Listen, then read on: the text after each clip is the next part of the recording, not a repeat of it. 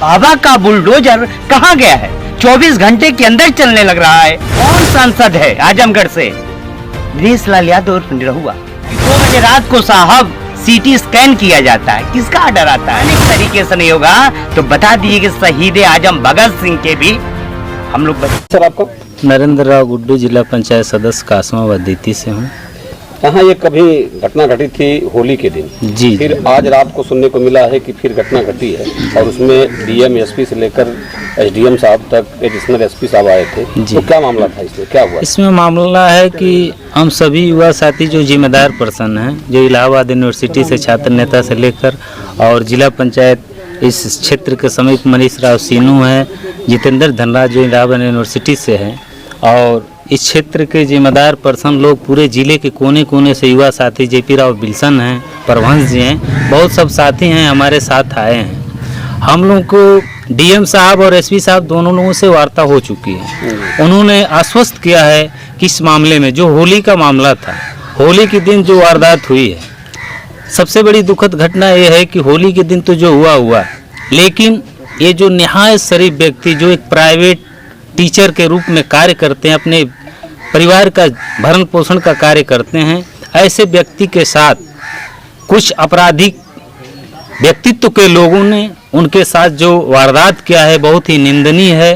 और डीएम साहब से और एसपी साहब से भी हम सभी साथियों ने मांग की है कि इस मामला को उचित कार्रवाई की जाए और सख्त से सख्त कार्रवाई हो कि भविष्य में ऐसा दोबारा कोई घटना न हो सके। और डीएम साहब भी इस बात को कही है, लेकिन जो प्रेजेंट टाइम वर्तमान समय की गवर्नमेंट चल रही है, जो सरकार चल रही है, तानाशाही व्यवस्था की सरकार चल रही है, उम्मीद तो नहीं है, लेकिन संवैधानिक अधिकार होते हुए बाबा साहब के संविधान के दायरे और हम लोग उसको फॉलो करते हैं, उसके उम्मीद के साथ साथ हम लोग चाहते हैं कि इस परिवार को न्याय हो, इस क्षेत्र को न्याय हो, इसी उम्मीद से हम लोग आए हैं। और अभी हम सब शांति व्यवस्था से हैं, अपने समाज दलित पिछड़े हम मजलूमों की लड़ाई लड़ते हैं। इस मजलूमों की लड़ाई लड़ने के लिए हम लोग एक एक पल को लगा देंगे। अगर उचित कार्रवाई न हुई तो अभी तो हम लोग शांति से हैं, शायद क्रांति भी करना पड़े तो इसके लिए हम लोग रोड पर आ सकते हैं। इसमें कहीं सर पूरे जिले के अधिकारी आपके यहाँ आए, इस गांव में आए जी, और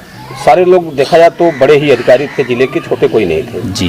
तो आपको उनसे आने का संतुष्टि नहीं मिला? एकदम संतुष्टि मिला है। कार्रवाई जब तक नहीं होती है तब तक संतुष्टि नहीं हो सकती है। सर, आप मीडिया के बंधुओं लोग से मैं निवेदन करना, आप चौथे स्तंभ हैं इस भारत लोकतंत्र की व्यवस्था को चलाने वाले, तो आपसे बड़ी उम्मीद है और प्रशासन से भी उम्मीद है, लेकिन जब तक उचित कार्रवाई नहीं होती है तब तक उम्मीद किया नहीं जा सकता है। क्योंकि इस गवर्नमेंट में आप कितनी कहानी बताएं, आप लोगों ने तो देखा है, आप लोगों ने चलाने का भी कार्य किया है। प्रेजेंट टाइम की बात, होली की बात, दूसरा ये वारदात हुआ है, सबसे बड़ी सोचने की विषय ये है।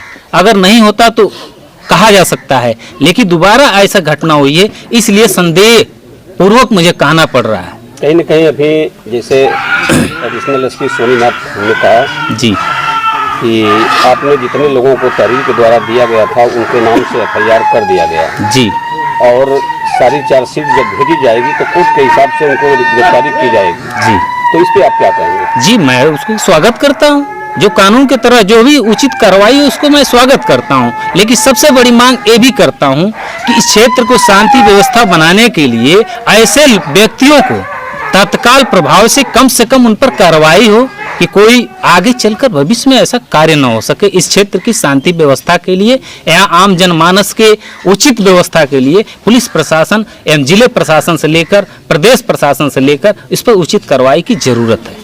कहीं न कहीं देखने को यह भी मिला है कि आपके टणवा टप्पा गांव में कुछ दिन के लिए फोर्स लगा दी गई जी, और यहाँ तक आपको आश्वासन दिया गया है कि ऐसी वारदात दोबारा नहीं हो। जी, आश्वासन तो डीएम साहिबा जी प्लस एसपी साहब भी जी कहे हैं, ये हम लोग भी संतुष्ट हैं, लेकिन कार्रवाई, मैं पुनः उस बात को रिपीट करूंगा, कार्रवाई जब तक नहीं होती है संतुष्ट कोई नहीं हो सकता है। सर, इसमें आप भी जानते हैं, मांगे हैं कि किसी भी समाज की बात हो, दबे कुचले किसी सर्व समाज की बात हो, अगर उसके साथ अन्याय होता है तो हम उसकी आवाज उठाने के लिए तैयार हैं और आवाज उठाएंगे।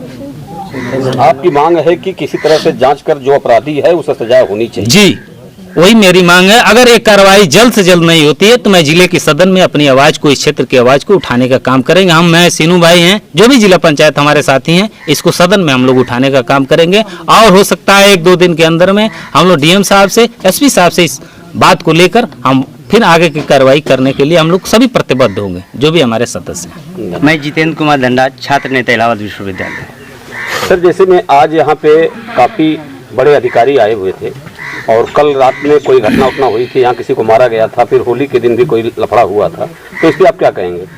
देखिए सर, ये बहुत निंदनीय घटना है जो सौहार्द बनाने का यह बात करते हैं। और ये आप जान रहे हैं कि यह भारतीय जनता पार्टी की सरकार पूर्ण रूप से जंगल राज कायम है। और ये आप भी जानते हैं कि होली के दिन घटना घटता है, उसके बाद 2 दिन बाद फिर घटना घटता है।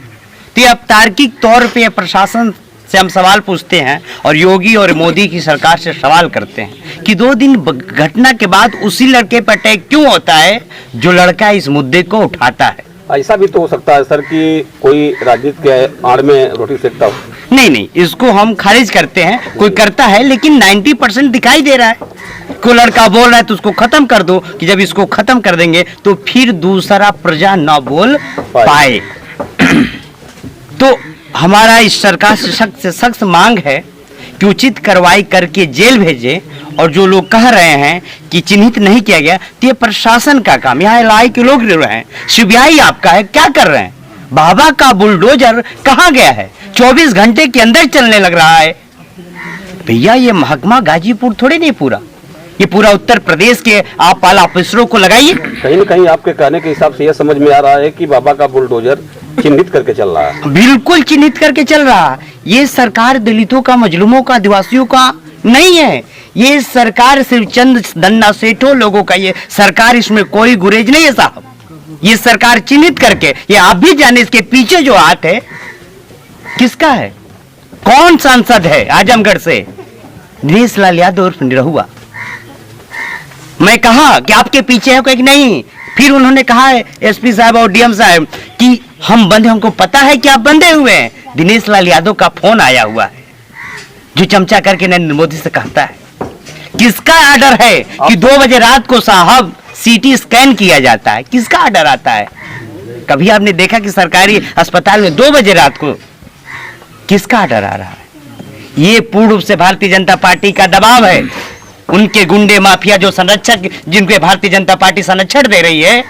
हम बता देना चाहते हैं कि बाबा साहब भीमराव अम्बेडकर को मानने वाले लोग हैं, और अगर संवैधानिक तरीके से नहीं होगा तो बता दीजिए कि शहीद आजम भगत सिंह के भी हम लोग बच्चे हैं। अगर वो भी क्रांति की बुगुल फूकना पड़ेगा, नीली क्रांति का, तो फूका जाएगा और लहू का एक एक बूंद का हिसाब लिया जाएगा। क्योंकि इस समाज में जो हमारे तमाम बड़े भाई हैं कायर नहीं है, लड़ने वाले हैं। बशर्ते हमारा भी हाथ बंधा हुआ है कि हम लोग बाबा भीमराव अम्बेडकर को मानने वाले लोग हैं साहब। क्या आप साफ जाहिर करते हैं कि दिनेश लाल निरहुआ का इसमें हाथ है, इस मैटर में? बिल्कुल साहब, आप समझिए कि माना कि मैं सांसद रहूंगा, हमारा घर का बच्चे का किसी का होगा तो आप पर भी नहीं करेंगे थोड़ा सा? ये बिल्कुल ये लोकतंत्र की धज्जियां उड़ा के रख दी भारतीय जनता पार्टी। आप देख रहे प्राइवेटी करके सब लूटा जा रहा है।